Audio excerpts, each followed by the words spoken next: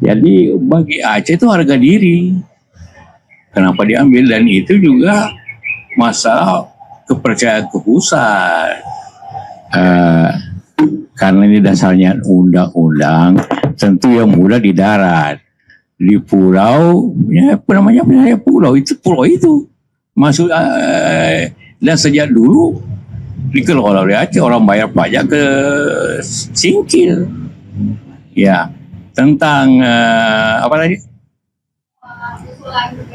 Oh, setahu saya tidak ada pulau atau daerah yang dikelola bersama. Tidak ada, siapa jadi bupati? Masa dua bupatinya? Nah, masa dua bayar pajaknya kemana? Ya, itu pulaunya pulau. Download Tribun X sekarang, menghadirkan lokal menjadi Indonesia.